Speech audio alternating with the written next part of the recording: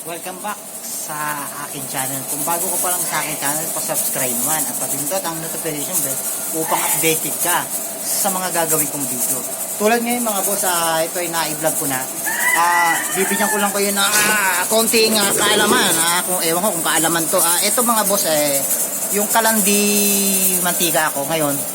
Minsan, hindi natin maiwasan na mauubusan tayo ng mantika o kaya langis. Ito mga boss, gatong po ang ginagawa ko pag nauubos na yung langis ko. Ito sa mga may mga kalandi use oil, pag naubusan kayo ng mga use oil, mantika, kung ano man sa kalandi mantika natin, itong gawin niyo mga boss, gagatungan natin ng kahoy na maliliit, yung mga tuyo mga boss. Ito aking mga panggatong yung tuyong alatiris. Ito ngayon mga boss, yan pinag-chap-chap ko na yung mga panggatong. Papakita ko lang sa inyo kung paano ko ginagawa yung pag naubusan tayo ng langis. Ganito lang ang gagawin natin mga boss. Pakita ko sa inyo. Wait lang mga boss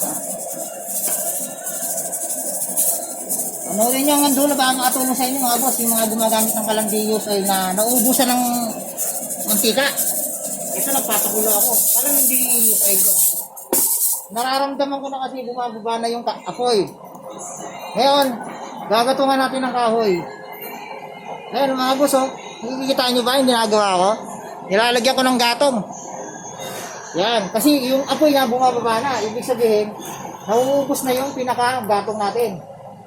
O yan mga boss. Diba mga boss, wala na tayong mantika, use oil. Gawin nyo lang mo mga boss, gagatungan nyo lang ng kahoy.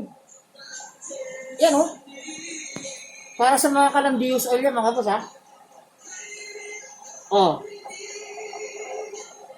Pag nararamdaman ko kasi wala nang yung apoy niya bumababa mga boss. Ganyan lang po mga boss, ingat lang po tayo dahil mainit yan mga boss. Pakulo ako ng baka mga 200 baka pwede na. Mga boss, gatong lang mga boss. Wala na kayong problemahin sa mantika kung naubusan kayo. Ito, gatong na maliliit na kahoy mga boss. Ingat lang mga boss dahil mainit ito. Yan umaangat na yung apoy natin mga boss, umaangat na. Ibig sabihin, effective na naman yung ating gatong. Ibabalik na natin itong kaldero. Yan mga boss, ganyan lang kadali mga boss.